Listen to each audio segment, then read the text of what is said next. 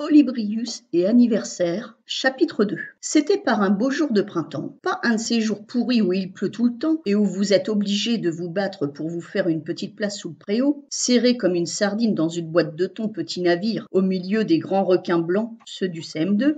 Non, ce jour-là, il faisait super beau. Et depuis ma place, j'enviais le couple de rouge-gorge qui voletaient d'arbre en arbre, alors que moi, j'étais obligée de subir le cours rasoir et inutile de mademoiselle Hortense. Je m'en souviens, c'était un jeudi. Un jeudi un peu tristoun parce que mon ami Gaspard était resté au chaud chez lui. Soi-disant qu'il était malade. Soi-disant. Parce que je le connais, mon meilleur pote. C'est comme ça qu'ils disent les grands du CM2. Il n'aime pas plus assister aux cours de mademoiselle Hortense que moi. Et une journée sans lui, ça voulait dire une journée sans goûter. Surtout que la maman de Gaspard, elle lui en fait des chouettes de goûter, avec du Nutella. Donc j'étais perdue dans mes pensées accaparées par le merveilleux spectacle de ces oiseaux qui se disputaient les quelques miettes de ma tartine de miel, celle-là même que Guillaume le Conquérant, vous savez, celui qui triche pour me gagner mes billes, avait écrasé la veille avec son gros pied tout sale,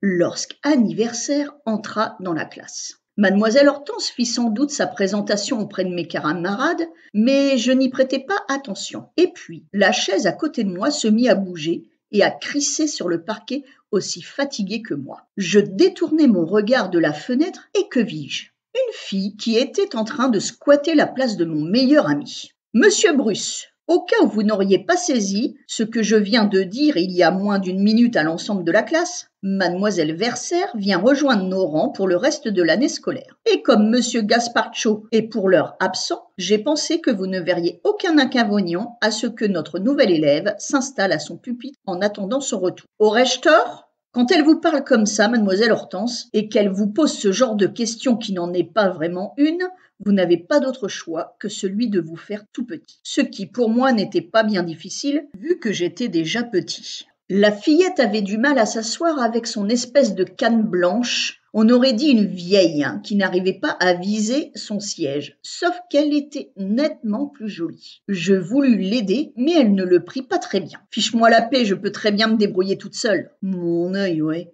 Elle galérait un max. Seulement, mademoiselle Verser était fière comme d'Artagnan, alors forcément, comme vous pouvez le constater, reprit mademoiselle Hortense, qui, derrière ses grosses lunettes, ne perdait rien de la scène, votre nouvelle camarade est malvoyante. Je vous prie donc d'être gentil et courtois avec elle, et de l'aider en toutes circonstances dès qu'elle en éprouve le besoin. L'aider, je voulais bien, moi, l'aider.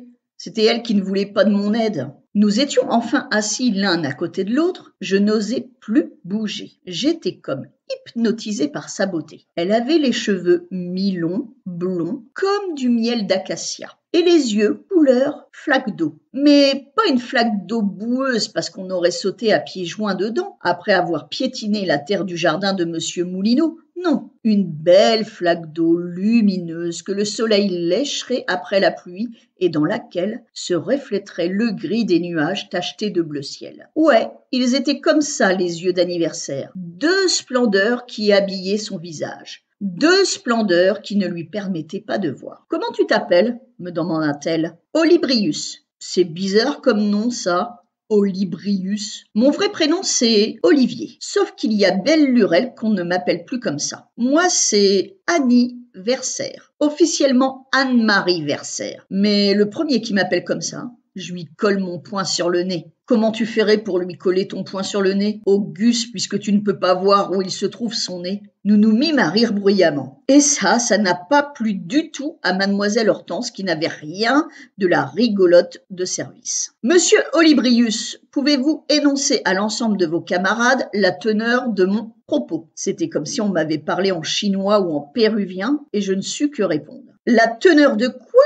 Demandai-je alors pour tenter de gagner du temps. La maîtresse veut simplement que tu répètes ce qu'elle vient de dire, me souffla gentiment Annie. Le problème, c'était que je n'en avais pas la moindre idée. Je n'avais pas écouté mademoiselle Hortense, et celle-ci perdit patience. Bon, monsieur Brius, vous n'avez plus qu'à vous conformer à votre habitude, venir au coin. Et ça, ce n'était vraiment pas juste, pour une fois que je ne regardais pas par la fenêtre.